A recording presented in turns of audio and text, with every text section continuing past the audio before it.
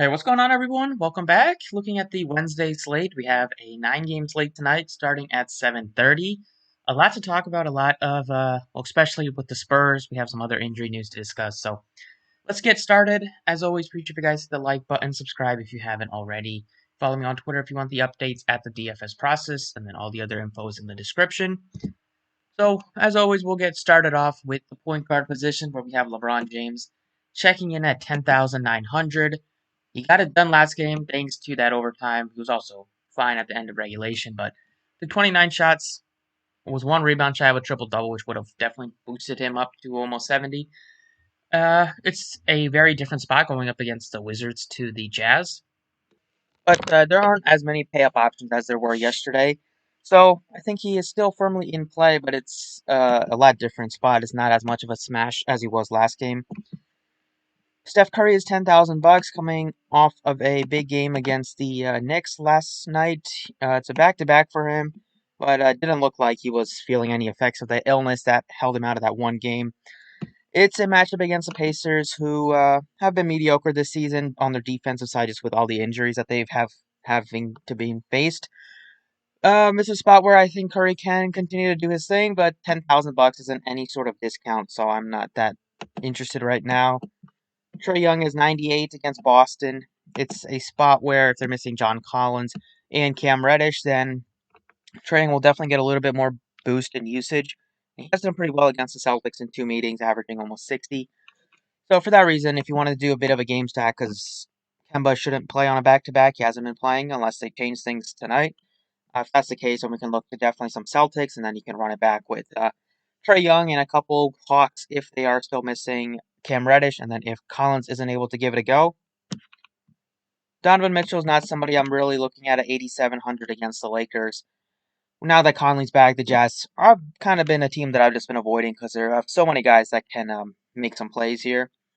I like SGA. Definitely gonna have a lot of exposure to the Spurs, so makes sense to have interest in SGA just to run it back. If we do get a lot of Spurs exposure and they do go off and the game is close, then definitely see SGA having a good game, potentially dropping another 50 burger. Brogdon starting to play better. The minutes have been really high for the Pacers. They have had a week off with some of their games getting canceled, so that should hopefully help Brogdon keep his legs fresh, and they have been playing a bunch of minutes before that, so I think that rest was well deserved and probably needed for them. Against the Warriors, overall, they've been pretty good defensively, but they play fast. It should be a high scoring game at home. A lot to like with Brogdon and Sabonis just because they get so many minutes. Uh, with the coach not running that deep of a rotation. We have Terry Rozier is 79 compared to LaMelo is 89. I like Rozier a little bit more. They'll be dependent on Gordon Hayward. Hayward's in. I don't think I'll have interest in really either one just because they're kind of priced up. But if Hayward's out, you can look at both. But I would still probably lean to Rozier. Although 79 is definitely not a price tag I would have thought I would be paying for Rozier. More expensive than Chris Paul. 77 looks like he's in a bounce back spot against Charlotte. Don't have much interest in Oladipo. Even if he plays, don't have interest in Sexton. I like DeJounte Murray, 7,400. The Spurs super limited tonight. They could have bet Aldridge is questionable, but if he's not able to play, then they will be with like 8 or 9 guys, and we'll see Murray get a lot of usage and have to make a lot of plays and have to take a lot of shots. He's also a guy that can wreak havoc on the defensive side and get you a bunch of blocks and steals, especially steals. Kobe White, 65, it's 100. It's a great spot for the Bulls. I would like Zach LaVine in this spot going up against his former team. He is expensive. White has been playing better recently. His price tag is still fair. So he's in play. I probably lean to Kendrick Nunn over Kobe White if the Heat are still missing Dragic, and then if Tyler Hero's not able to play.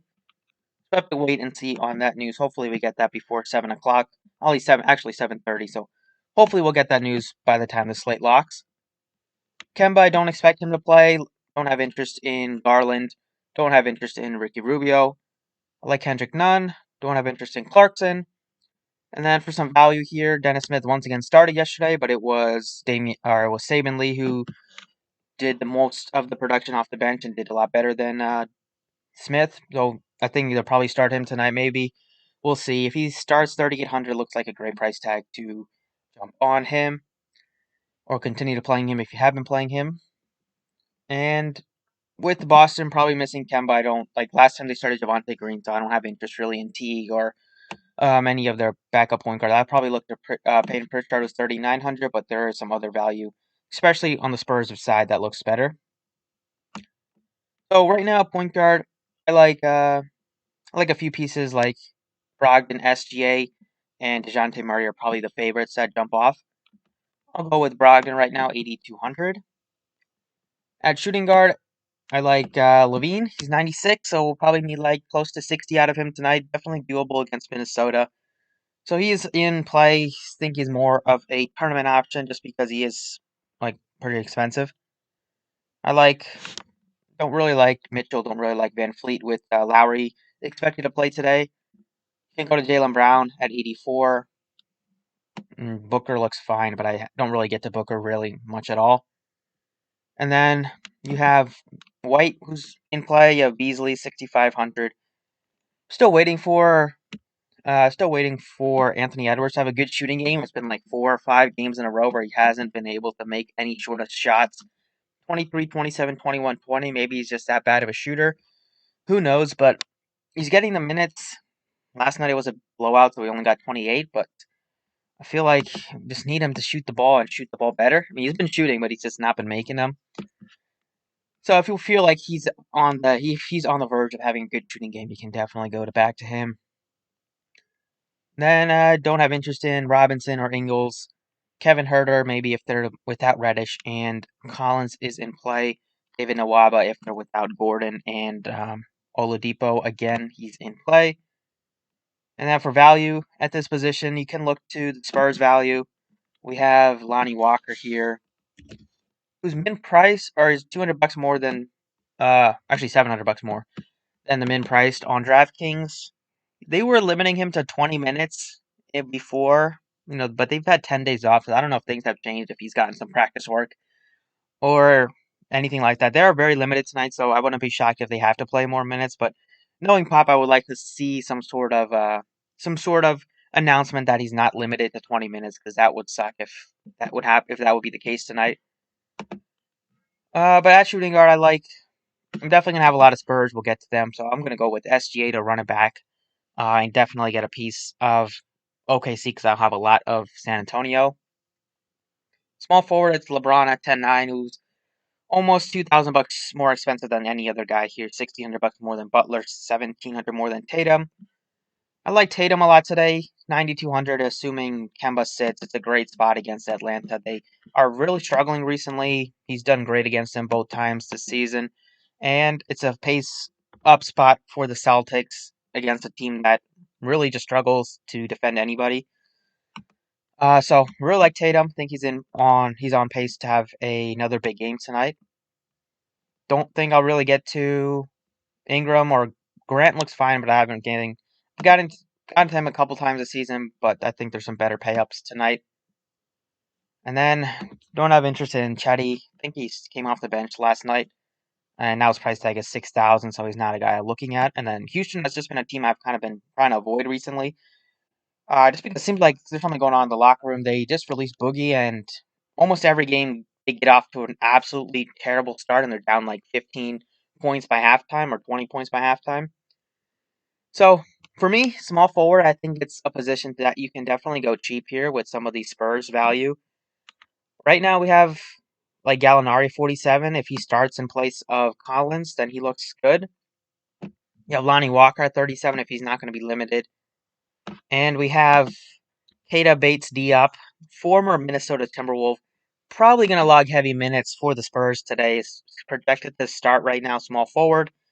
Should get a lot of playing time and should get a lot of opportunity tonight. Min priced, I think he looks like one of the value plays that we can definitely get to on the San Antonio side.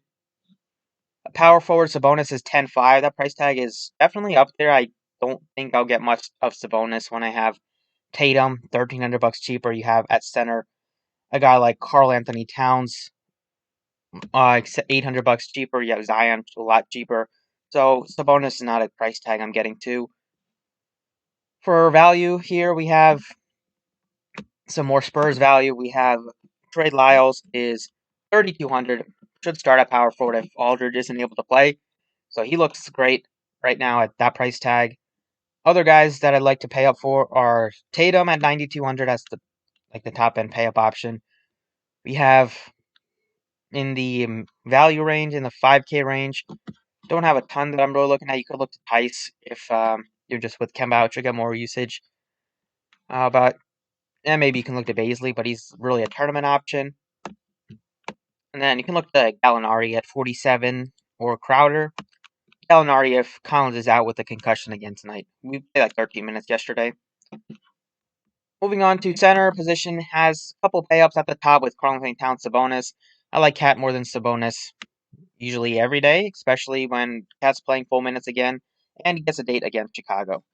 So Towns looks to be one of the better centers to pay up for.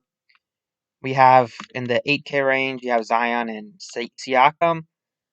I think they said he's probably going to play tonight, so Siakam gets a little bit less of a hit offensively. And Zion is almost 9,000, so I think we can do a little bit better. I still like Cat more than Zion. In the 7K range, you have Jared Allen, 77. You have Gobert, 75. Both guys are in play. You have Capella at 7,800. Assuming there's no John Collins, that will definitely help Clint Capella. I think he is a great option tonight when we're looking at the fact that without Collins for a majority of the game yesterday, he played 37 minutes, had another double-double, and it's a guy that can wreak some havoc on the glass and against this Boston team. He has destroyed them so far this season in 2 meetings, averaging 51. Celtics have been good defensively this season, but back-to-back for them. Atlanta plays pretty fast. Both teams on a back-to-back. And Capella does give you a big-time ceiling.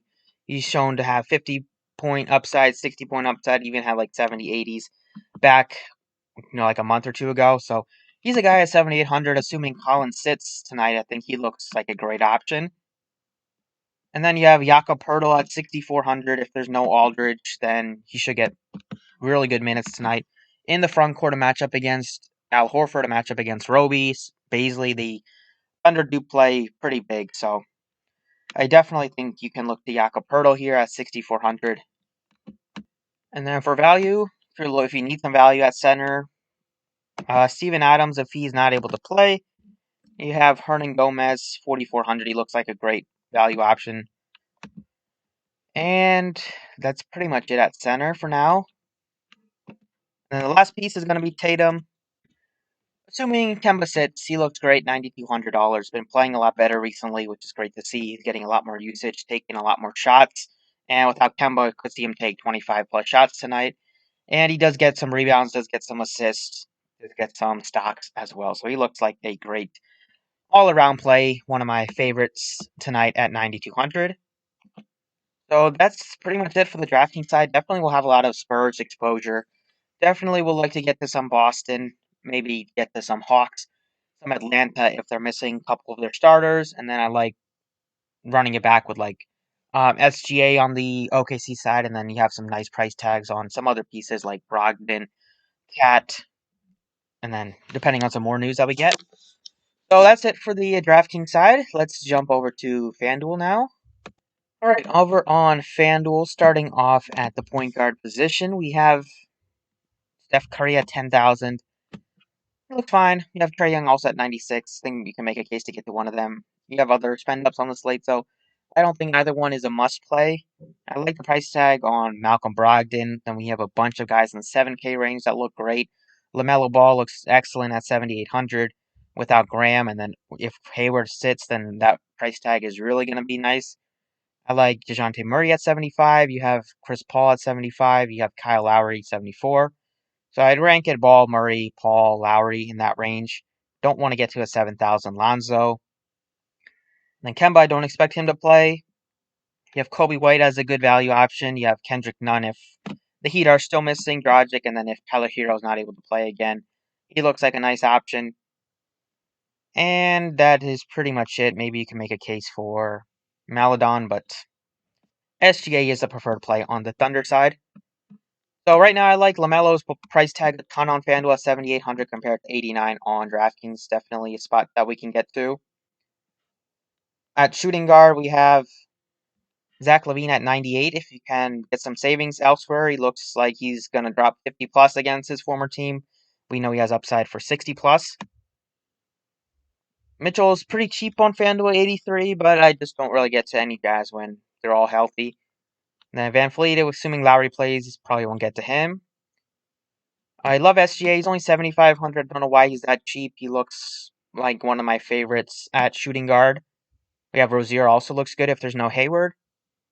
Even if Hayward plays, you can play him just because they are without Graham. And now you have Edwards is cheap at 58. We have Josh Jackson has been getting more playing time recently. He looks fine at 51. Got a couple more minutes yesterday when they rested Ellington. And if Cam Reddish happens to play, he's in play. And then you have really nice price tags on KCP at 3,700. And you have Lonnie Walker min price 3,500. Small forward, you have LeBron at 10-4. I like LeBron and I like Jaylen Brown as the pay-ups at this position. Both guys look pretty fine. LeBron always looks good without Davis, even though the matchup is not easy. Then you have Kelly Oubre's priced up to 75. I don't think I'll get to that price tag unless Steph Curry happens to sit or somebody else happens to sit. But I just don't think I'll get to that price tag. I like Hayward if he plays. He's cheap on FanDuel. He's been struggling recently, so his price tag continues to go down. Feel like he's going to have a good game soon, but if he's bothered by hand injury, that's not going to help shooting.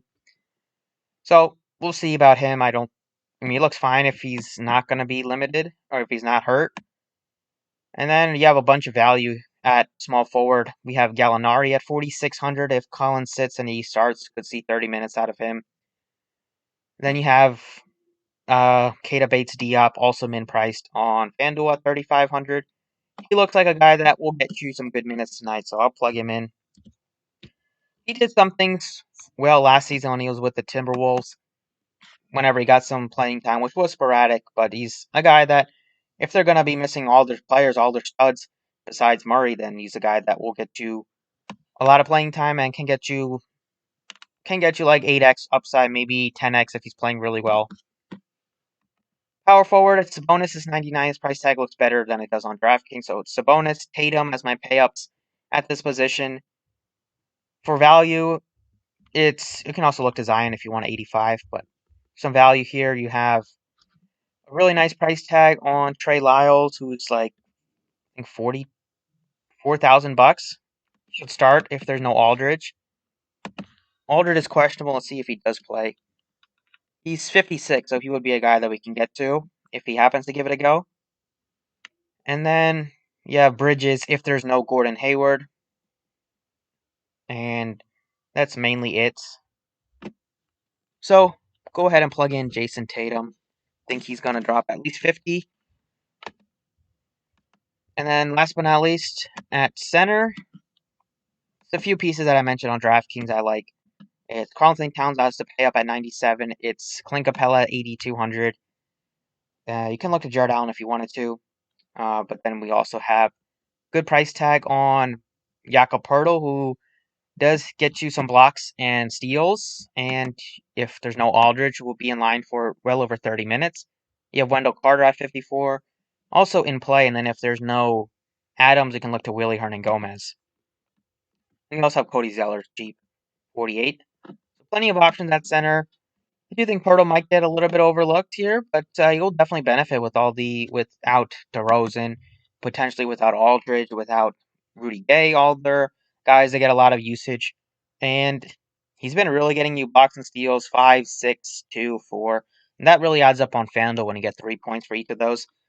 So I think right now he looks good. If we get some more news on the day, we can definitely go elsewhere. But as of now, I think he looks like a viable option here. So that's pretty much it for the video. Thank you guys for watching. I appreciate it. Best of luck tonight. I'll try to get a golf video out later today. So keep an eye out for that if I do manage to get one out. But thanks for watching and good luck tonight.